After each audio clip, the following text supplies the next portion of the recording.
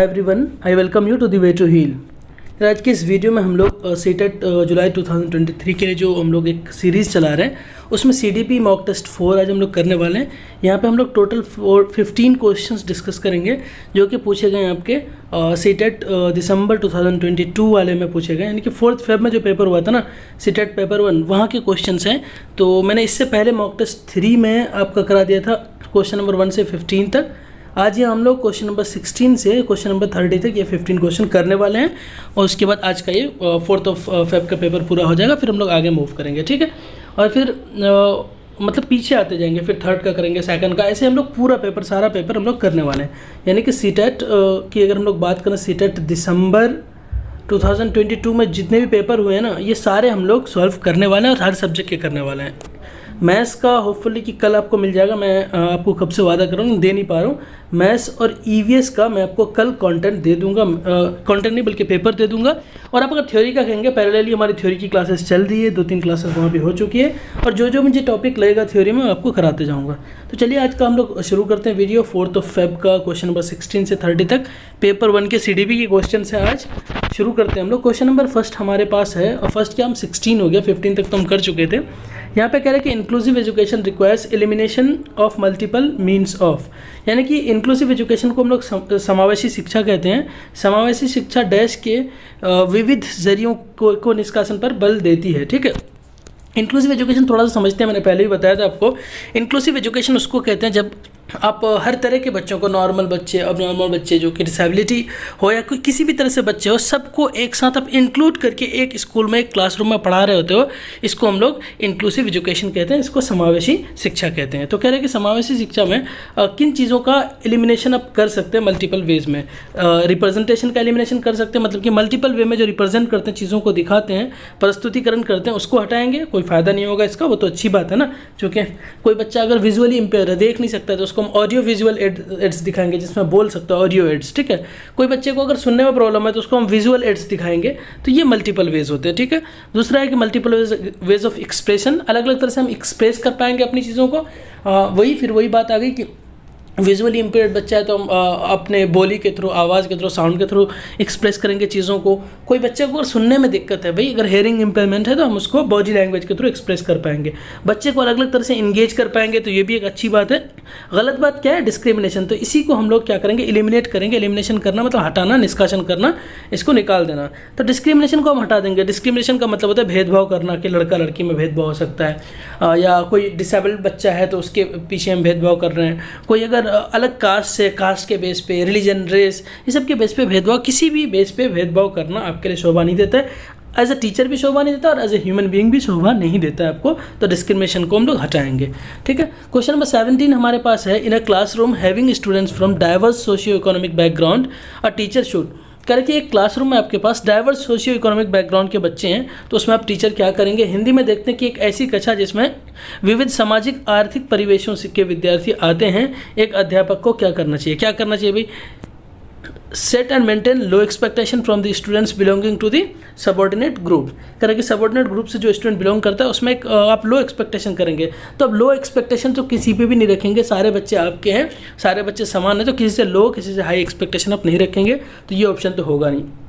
Option number B क्या करें कि use inclusive language such as our school our class, मतलब हम इंक्लूसिव लैंग्वेज यूज़ करेंगे। हमारा स्कूल, हमारी क्लास, हम ये कहेंगे हमारी कक्षा, ठीक है। हम लोग इस चीज़ का इस्तेमाल करेंगे, इस चीज़ का यूज़ करेंगे, मेरा नहीं कह के हमारा, ठीक है। उसके बाद यहाँ हम लोग देखेंगे encourage sense of alienation. Alienation का मतलब होता है अलगाव का भाव पैदा करेंगे बच्चों में, कि आप अलग हो, मैं अलग हूँ, ये अलग है तुमसे, वो अलग है, इस तरह का भाव पैदा करेंगे। तो ये आप नहीं करेंगे। Strengthen stereotype and inclusion of the stereotype, stereotype भी आप नहीं करेंगे। स्टेरियोटाइप किसी भी रूढ़िबद्धता, किसी भी इसमें हाल में आप अप्लाई नहीं करेंगे। तो अब क्या करेंगे? सबसे अच्छा ऑप्शन हमारे पास ऑप्शन नंबर बी है। आप क्या यूज़ करेंगे? आर स्कूल आर क्लास, ठीक है ना, मतलब कि हमारा स्कूल, हमारी कक्षा, हमारी क्लास, तो इस तरह का हम यूज़ करेंगे लैंग्वेज को। तो बी इसका सही आंसर हो जाएगा। क्वेश्चन नंबर 18 हम लोग देखते हैं। क्वेश्चन नंबर 18 में कह रहे हैं कि for successful inclusion of the students with visual impaired as teacher should, मतलब कि जिन बच्चों को अगर कम दिखता है ना, उसका सक्सेसफुल इंक्लूजन आप कैसे करेंगे? यानी कि दृष्टि बाधित विद्यार्थियों के सफल समावेशन के लिए अध्यापक को क्या करना चाहिए? Use pictures to explain the concept, picture का यूज़ करेंगे। उस बच्चे को ऑलरेडी कम दिख रहा होता है, विजुअल इम्पेयर है, अब पिक्चर का इस्तेमाल करेंगे तो उस बच्चे को कोई फ़ायदा नहीं होगा, तो ये आंसर तो होगा नहीं। बी में देखते हैं वर्बलाइज और रिटर्न मटेरियल्स, जो भी चीज़ें लिखा हुआ है ना, जो भी लिखित सामग्रियाँ हैं उसको मौखिक रूप से आप बताएंगे, ये करेंगे, बिल्कुल ये कर सकते हैं आप।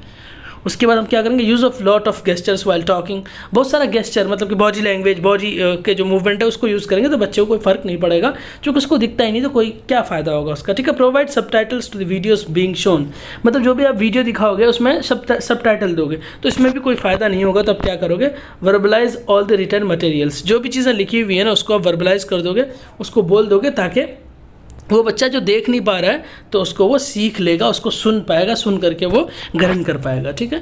क्वेश्चन नंबर 19 है कि in order to successfully include students with attention deficit hyper activity disorder a teacher should, ADHD के बारे में बताया था मैंने, attention deficit hyper activity disorder. इस तरह के बच्चे क्या होते हैं, इन बच्चों को लंबे टाइम तक ये बैठ नहीं पाता, मतलब कोई टास्क दे रहे हैं बड़ा सा टास्क, तो उसको छोटे छोटे टुकड़ों में आप तोड़ के देंगे तो ये कर लेगा, लंबे टाइम तक बैठ नहीं पाएगा, बहुत जल्दी फोकस नहीं कर पाएगा चीज़ों को। तो इस चीज़ को इंक्लूड करने के लिए बच्चों को, इस तरह के बच्चों को भी आप अपने क्लास में, अपने लेक्चर में शामिल करना चाहते हैं अपने क्लासरूम में, तो क्या करेंगे, maximize distraction in the surrounding, distraction को मैक्सिमाइज कर देंगे आप, यानी कि अपने परिवेश में जो व्यवधानों का जो है ना अधिकार अधिक कर देंगे, ठीक है। मतलब कि डिस्ट्रक्शन आप समझते हो ना, मतलब कि रुकावटें जो है, परेशानियाँ, मतलब कि डिस्टर्बेंस कह सकते हो आप, डिस्टर्बेंस को आप बढ़ा देंगे तो उससे क्या होगा भाई, वो तो ऑलरेडी डिस्टर्ब रहता है वो बच्चा, और डिस्टर्ब हो जाएगा तो इससे कोई फ़ायदा होगा नहीं। Give lengthy and complex assignment, अब बहुत लेंदी, बहुत कॉम्प्लेक्स असाइनमेंट देंगे तब भी ये बच्चा नहीं कर पाएगा, चूँकि इसको टुकड़ों में करने की आदत है, ये तो जल्दी डिस्ट्रैक्ट खुद ही हो जाता है। Help students to develop time management and organizational habit, ये हो सकता है। Teach using a fixed method and routine, एक फिक्स्ड मेथड और रूटीन से आप करेंगे, पढ़ाएंगे, तब भी इसको समझ में नहीं आएगा। इसको सबसे ज़्यादा मज़ा या सबसे ज़्यादा हेल्प कहाँ मिलेगा, जब आप इसको टाइम मैनेजमेंट बताएंगे, ऑर्गेनाइजेशन ऑफ हैबिट्स, इसके हैबिट को ऑर्गेनाइज करने के तरीका बताएंगे, इसको टाइम मैनेजमेंट बताएंगे, तो इससे आपको बहुत हेल्प मिल जाएगा, तो सी हमारा आंसर हो जाएगा। 20 में कह रहे हैं कि dyslexia possesses direct challenge in, यानी कि अगर हिंदी में हम लोग देखें तो पठन वैकल्प सापेक्ष रूप से किस क्षेत्र में चुनौती पैदा करता है। देखिए हम लोग सबसे पहले समझते हैं डिस्लेक्सिया का मतलब क्या होता है। डिस्लेक्सिया वाले बच्चे, जिस बच्चे के अंदर डिस्लेक्सिया वाला डिसऑर्डर होता है, वो पढ़ नहीं सकता है अच्छे से पढ़ के चीज़ों को, टेक्स्ट को पढ़ के समझ नहीं सकता है, ठीक है, कॉम्प्रिहेंड नहीं कर सकता है। एक होता है डिस्कैलकुलिया, DYSCALCULIA,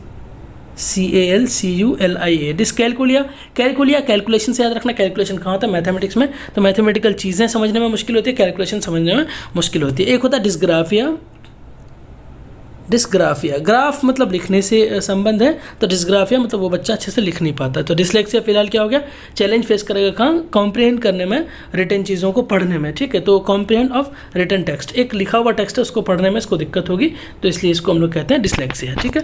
नेक्स्ट क्वेश्चन में चलते हैं। नेक्स्ट क्वेश्चन कह रहे हैं कि to facilitate effective and meaningful learning a teacher should adopt pedagogies which are, कह रहे कि अगर आपको हिंदी में हम लोग देख लेते हैं, प्रभावशाली और अर्थपूर्ण अधिगम के लिए अध्यापक को किस प्रकार की शिक्षण शास्त्री, मतलब कि शिक्षण शास्त्र बोलते हैं, यहाँ पे पेडागोजी की बात कर रहे हैं, लर्निंग पेडागोजी या टीचिंग पेडागोजी, प्रविधियों का इस्तेमाल करना चाहिए। किस तरह का, तो भाई कल्चर रेलिवेंट होना चाहिए। दूसरा स्टैंडर्डाइज तो कभी नहीं होगा, स्टैंडर्डाइज मतलब खाना में कि फिक्स रिजिड, वो चीज़ तो कभी होगा ही नहीं। एग्जाम सेंट्रिक, एग्जाम से हमें कोई मतलब नहीं, बच्चों के डेवलपमेंट मनसब होता है। बिहेवियरिस्टिक भी नहीं होगा, नहीं व्यवहारवादी भी नहीं होगा, तो ये क्या होगा, कल्चर रेलिवेंट होगा, मतलब कि बच्चों के कल्चर से आप एग्जाम्पल्स देंगे, अपने पेडागोजीज लेंगे तो बहुत फ़ायदा करेगा। बच्चे अपने आसपास जो चीज़ें देख रहे हैं, जिस चीज़ के बारे में जान पा रहे हैं, जिसके बारे में उसको एक्सपीरियंस है, अनुभव है, उसके बारे में आप बताएंगे तो बच्चा इजीली इसको ग्रास्प कर पाएगा और सीख पाएगा। तो कल्चर रिलेवेंट पेडागोजीज हमें होना चाहिए, ठीक है। क्वेश्चन नंबर 22 हमारे पास है कि which method of the learning are emphasized upon the national education policy 2022, राष्ट्रीय शिक्षा नीति 2020 अधिगम के कौन कौन से तरीकों पर बल देती है, पर यानी जोर देती है। एक्सपीरियंशियल लर्निंग पे भी जोर देती है, ठीक है। दूसरा अगर हम लोग देखें, डिजिटल लर्निंग पे भी जोर देती है, साइंटिफिक लर्निंग पे भी जोर देती है ये, और लर्निंग बाय डूइंग, यानी कि सारा के सारा हमारा आंसर है। एक्सपीरियंशियल लर्निंग जहाँ पे बच्चा अपने एक्सपीरियंस करके सीखता है, लर्निंग बाय डूइंग भी वही चीज़ है, यानी कि करके सीखता है बच्चा। साइंटिफिक लर्निंग, डिजिटल लर्निंग, तो इसके सारे आंसर्स हो जाएंगे, यानी कि हम अगर देखें जिसमें सारा हो 1 2 3 4, ये हमारा डी है, तो इसका आंसर डी हो जाएगा, ठीक है। हम लोग नेक्स्ट चलते हैं। कह रहे कि a teacher should facilitate the acquisition of the learning strategies by students, which of the following ways should a teacher utilize to make the learning more skilled. यहाँ पे कह रहे हैं थोड़ा सा क्वेश्चन को समझना। कह रहे हैं कि एक टीचर को फैसिलिटेट करना चाहिए acquisition of the learning strategies. बच्चा जो लर्निंग स्ट्रैटेजीज को अपनाना चाह रहा है ना, उसमें टीचर बच्चों को कैसे फैसिलिटेट कर सकते हैं, कैसे हेल्प कर सकते हैं। Exposing students to convergent ways of thinking, नहीं कन्वर्जेंट वेज ऑफ थिंकिंग तो ये तो बिल्कुल नहीं होगा। अभिसारी चिंतन, ठीक है। हम लोग कैसा थिंकिंग को एक्सप्लोर करेंगे, डाइवर्जेंट थिंकिंग, ठीक है। कन्वर्जेंट ऐसे कन्वर्ज हो रहा है जाके, ठीक है। नैरो माइंडेड, डाइवर्जेंट थिंकिंग ऐसे निकल रहा है नैरो चीज़ों से जाकर बढ़ रहा है, ठीक है। तो हमें डाइवर्जेंट थिंकिंग पे ध्यान देना, कन्वर्जेंट पे नहीं। तो ये तो हमारा पहला वाला आंसर होगा नहीं। नेक्स्ट देखते हैं, कह रहा है कि helping students to set unrealistic goals and time table. Unrealistic goals और टाइम टेबल को सेट करने में बच्चों को हेल्प करना। देखिए अनरियलिस्टिक मतलब अवास्तविक उद्देश्य। अवास्तविक का मतलब होता है कि भाई एक दिन में 24 घंटे होते हैं, एक बच्चा सेट कर लेगा 22 घंटे मुझे पढ़ना है। क्या ये पॉसिबल है? सोएगा कब, खाएगा कब? कभी एक दिन के लिए हो सकता है कि पॉसिबल हो जाए, वैसे तो है नहीं। लेकिन अगर वो पूरा एकदम से पूरे साल का 2-3 महीने का अगर ये बना है कि मुझे 22 आवर्स पढ़ना है, तो क्या ये पॉसिबल है? नहीं है ना, ठीक है। तो ये अनरियलिस्टिक गोल्स होते हैं जो गोल रियल नहीं होते हैं। Promoting self questioning and self assessment, ये हो सकता है। आगे देखते हैं, encouraging them to focus on what is not relevant. जो चीज़ें रेलिवेंट नहीं है उस पर केंद्रित करना अपना ध्यान, जो चीज़ें आपके मतलब का नहीं है। तो सबसे अच्छा हमारे पास क्या होता है कि promote self questioning and self assessment. देखिए सेल्फ क्वेश्चनिंग और सेल्फ असेसमेंट बच्चा करता है, खुद को समझ पाता है, तो वो चीज़ों को सॉल्व इजीली कर पाता है। क्वेश्चन नंबर 24 हमारा है कि to become effective problem solvers a teacher should discourage use of dash among the learners. क्या चीज़ को डिस्करेज करना चाहिए? हतोत्साहित करना चाहिए, ठीक है। इनकरेज मतलब प्रोत्साहित होता है, हतोत्साहित करना चाहिए किस चीज़ों को। तो देखिए यहाँ पे दोबारा हिंदी में हम लोग देख लेते हैं, हिंदी में आप समझ जाएंगे। तो प्रभावशाली समस्या समाधान कारक होने के लिए अध्यापक को शिक्षार्थियों में किसके इस्तेमाल को हतोत्साहित करना चाहिए? रिस्पॉन्स सेट का, एल्गोरिदम का, हेरिस्टिक का या एनालॉजीज का। देखिए ये सारी चीज़ें तो अच्छी चीज़ें हैं, एनालॉजीज भी अच्छी चीज़ें हैं, हेरिस्टिक मेथड भी अच्छी चीज़ें हैं, एल्गोरिदम भी। रिस्पॉन्स सेट गलत चीज़ें हैं। अगर आप बच्चों के अंदर प्रॉब्लम सॉल्वर आप बच्चे को बनाना चाह रहे हैं, आप रिस्पॉन्स सेट देंगे तो नहीं कर पाएगा। रिस्पॉन्स सेट का मतलब आप समझिए सबसे पहले तो रिस्पॉन्स सेट का मतलब क्या होता है, ये पहले मैं आंसर मार्क कर लूँ। रिस्पॉन्स सेट का मतलब कि बच्चे को आप कोई चीज़ पूछना है, उसको यस या नो में जवाब देना है। यस जवाब देगा या नो, यस या नो। तो बताइए यहाँ पे क्या प्रॉब्लम सॉल्विंग आएगी? बच्चा तो यस नो में जवाब दे रहा है, इसमें कुछ भी नहीं सीख पाएगा, लैंग्वेज तक डेवलपमेंट नहीं होगा। अब बोलोगे क्या तुम्हारे स्कूल में मैथ्स पढ़ाया गया? तो हाँ या ना बच्चा ही जवाब देगा ना। अच्छा तुम्हारी मैम आज आई थी, तो यस नो यही जवाब देगा। तो रिस्पॉन्स सेट आपको नहीं करना है, ठीक है। रिस्पॉन्स सेट को डिस्करेज करना है, तब बच्चों के अंदर प्रॉब्लम सॉल्विंग स्किल आएगी। एल्गोरिदम अच्छी चीज़ है, हेरिस्टिक मेथड अच्छी चीज़ है, एनालॉजीज अच्छी चीज़ है, लेकिन रिस्पॉन्स सेट के थ्रू नहीं जाना, यस नो में नहीं जाना है, ठीक है। क्वेश्चन नंबर 25 है कि which discussion the sources of the water Rani response, ये विद होना चाहिए। यहाँ पे ये क्वेश्चन का लैंग्वेज थोड़ा गलत है। यहाँ पे कह रहा है नल के स्रोतों, यानी यहाँ पे वाटर के स्रोतों का, ठीक है। तो यहाँ पे ये समझिए कि which discussion the sources of the water Rani responses that the tap and shower are the main sources of water her response represents. Question में आपको समझा देता हूँ कि वाटर के इंपॉर्टेंस के बारे में बात चल रही है, ठीक है। तो एक बच्ची है रानी, वो क्या कह रही है कि भाई जो टैप जो है ना, टैप और शावर जो है ना हमारे घर में, जो शावर और टैप है, झरना जो हम लोग घर में शावर जो यूज़ करते हैं पानी के लिए, फव्वारा, ये जो है मेन सोर्सेज ऑफ वाटर है। तो ये क्यों ऐसा कह रही है कि समझिए, her understanding formed on the basis of her experience. क्योंकि उनका एक्सपीरियंस ही ऐसा है ना कि उन्होंने आज तक जो भी काम किया ना, घर के अंदर काम किया होगा, जो भी चीज़ें देखा अपने आसपास, घर में, स्कूल में, मॉल्स में, वो देखा कि चाहे तो भाई शावर है लगा हुआ या फिर वाटर टैप है। इसका मतलब कि मेन सोर्स ऑफ वाटर यही है। हर लो इंटरपर्सनल इंट्रापर्सनल इंटेलिजेंस, यहाँ पे इंटरपर्सनल इंट्रापर्सनल इंटेलिजेंस कुछ है नहीं, मैंने पढ़ा है आपको हावर्ड गार्डनर की थ्योरी। इंटरपर्सनल का मतलब होता है कि जब इंसान दूसरे को अच्छे से समझ पाता है, दूसरे के बारे में बात कर पाता है, और इंट्रापर्सनल होता है जब इंसान खुद के बारे में समझ पाता है। यहाँ इसका कोई मतलब है नहीं।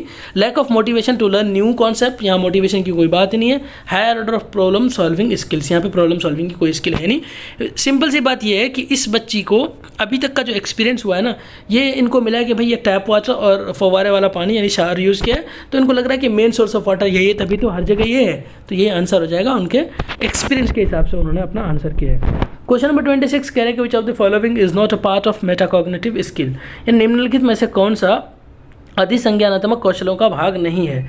मेटाकॉग्निशन सबसे पहले समझते हैं, मैं इसको अलग से एक वीडियो बना के भी आपको समझाऊंगा। मेटाकॉग्निशन होता क्या है?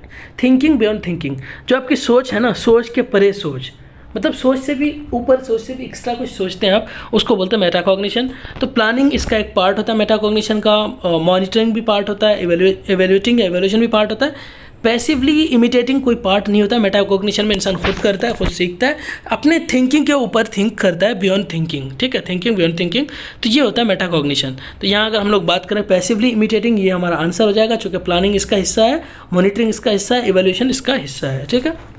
क्वेश्चन नंबर 27, अब 2-3 क्वेश्चन और बचे हैं, क्वेश्चन नंबर 30 तक हमें करने हैं। क्वेश्चन नंबर 27 में हमारा कह रहा है कि विच of the following statement about the emotions and cognition is correct, यानी इमोशन और कॉग्निशन के बारे में कौन सा स्टेटमेंट सही है, भावनाओं और संज्ञान के बारे में निम्न में से कौन सा कथन सही है।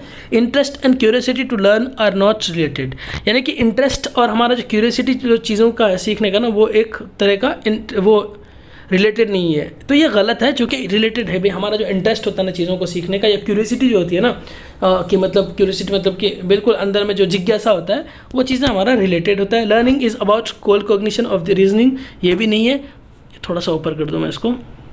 हाँ, इस ये क्या है, information processing skills are influenced by mood. Information processing जो स्किल्स होता है ना, वो मूड पे आपका डिपेंड करता है। और लास्ट क्या, high level of hopelessness promotes cognition and competence. जब होपलेसनेस होगा तो ये प्रमोट कैसे करेगा भाई कॉग्निशन को, ये तो वो करेगा ना, डिस्करेज करेगा ना, तो यही हमारा आंसर होगा, answer number C. Information processing skills are influenced by mood. आपका मूड होता है तो इन्फॉर्मेशन प्रोसेसिंग स्किल्स आपका अच्छा होता है, आप अच्छे से उसको स्किल को प्रोसेस कर पाते हो, सीख पाते हो। मूड सही नहीं तो आपको कुछ करने का मन नहीं करेगा, पढ़े पढ़े आप रहोगे, ठीक है, तो मूड पे डिपेंड करता है। क्वेश्चन नंबर 28 है कि to keep students motivated to learn a teacher should promote. विद्यार्थियों को अधिगम के प्रति अभिप्रेरित करते रहने के लिए अध्यापक को क्या समुन्नत करना चाहिए। मास्टरी ओरिएंटेड गोल करना चाहिए, या फिर entitled view of the ability होना चाहिए, या फिर लर्न हेल्पलेसनेस होना चाहिए, कॉम्पिटिटिव एटीट्यूड होना चाहिए। तो बच्चों के अंदर क्या करना चाहिए, मास्टरी ओरिएंटेड गोल, यानी मास्टरी ओरिएंटेड गोल हो बच्चों के अंदर, ऐसा कोई गोल हो कि हाँ भाई इसको इस चीज़ में मुझे पार्टिकुलरली एक स्किल है, पार्टिकुलरली एक फील्ड है, एक स्किल है, इसमें मुझे मास्टरी करना है। इससे अगर बच्चे को अगर प्रोत्साहन करते रहेगा, इनकरेज करते रहेगा टीचर, तो बच्चा सीखते रहेंगे, ये चीज़ें होती है, ठीक है। क्वेश्चन नंबर 29 हमारे पास है, जो सेकंड लास्ट क्वेश्चन है, which of the following factor hinders children's success in school, करके विद्यालय में बच्चों की सफलता में निम्न में से कौन सा कारक बाधा उत्पन्न करता है, वो कौन सा कारक रोकता है बच्चों के सफल होने में। तो फिक्स टाइम टेबल हो सकता है, कंस्ट्रक्टिविस्ट पेडागोजी हो सकता है, रिजिड करिकुलम हो सकता है, या फिर assessment for learning.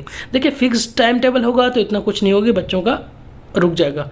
Constructivist pedagogy होगा तो ये तो बहुत अच्छी बात है, ठीक है। असेसमेंट फॉर लर्निंग का मतलब होता है फॉर्मेटिव असेसमेंट। मैंने आपको उस दिन समझाया था, फॉर्मेटिव असेसमेंट आपके लिए बहुत काम की चीज़ होती है, तो यही एक गलत है। रिजिड करिकुलम, चूँकि यही गलत है तो यही सही है, चूँकि गलत वाला ही पूछा है, सॉरी, तो ये हमारा सही हो जाएगा आंसर, चूँकि ये गलत है। रिजिड करिकुलम जब भी होगा ना कि फिक्स करिकुलम है भाई, कोई चीज़ ऐड हो जाए, कोई चीज़ बदल जाए, मतलब कि जो 25-30 साल बाबा आदम के ज़माने से जो करिकुलम चल रहा है, जो कठोर पाठ्यचार्य चल रहा है, वही हम लोग चलाते रहेंगे, हमें तो कोई मतलब नहीं बदलाव से, हमें कोई मतलब नहीं डेवलपमेंट से। तो अगर ये चीज़ करोगे तो बच्चों का जो चिल्ड्रन का जो सक्सेस है ना, इसकी सफलता में रुकावट डालेगी। Question number 30 and last one, जो कि एक अभिकथन है और एक तर्क है, यानी असर्शन है, रीज़न है। while teaching a concept it is important to connect with the everyday life of the student. जब आप कोई चीज़ पढ़ाते हो ना, तो उसको बच्चों के ज़िंदगी से, दिनचर्या से, हर दिन का जो लाइफ से, उसके जो है दैनिक जीवन से ज़रूर कनेक्ट करो, उससे बच्चा इजीली समझ पाता है कि अच्छा ये चीज़ कहना चाह रहा है। दूसरा कह रहा है learning is most effective when done through rote memorization. दूसरा कह रहा है कि लर्निंग तब सबसे ज़्यादा होती है जब आप रटते हो चीज़ों को, रोट मेमोराइजेशन करते हो। तो यहाँ पे भाई एक तो सही है, असर्शन सही है, रीज़न गलत है, यानी ए सही है, आर गलत है। तो इसके लिए आपको कौन सा ऑप्शन मिल जाएगा, option number C, A is true but R is false, ठीक है, तो सी ही सही है। सो थैंक यू यहाँ तक पढ़ने के लिए, चीज़ों को समझने के लिए। अगर आपको कोई ऐसी चीज़ चाहिए कि जो इस तरह से पढ़ाओ, इस तरह से पढ़ाओ, आपको कोई सजेशन है तो कमेंट सेक्शन में ज़रूर बताओ। और टॉपिक को मैं चलाता रहता हूँ सेटेट के लिए, और हम लोग देखते हैं अभी मैं कुछ और प्लान कर रहा हूँ कि बीपीएससी के लिए, बीपीएससी जो टीचर रिक्रूटमेंट टेस्ट जो है आपका बिहार में, उसके लिए भी हम लोग सोच रहे हैं कि कुछ प्रिपरेशन करा जाए आपका, कुछ करेंगे हम लोग। उसमें भी मैं मल्टीपल चॉइस क्वेश्चंस वगैरह लाने के लिए कोशिश कर रहा हूँ। बाकी सेटेट की और सब्जेक्ट्स में पढ़ाने वाला आपको पूरी तैयारी कराऊंगा। होपफुली कि सब कुछ ठीक समझ में आ रहा होगा, आपको ठीक चल रहा हो। कोई परेशानी है, कोई क्वेश्चन है, कोई सवाल है तो आप कमेंट सेक्शन में ज़रूर पूछें। So that is for today, please stay connected, keep growing. Thank you so much, bye bye, take care.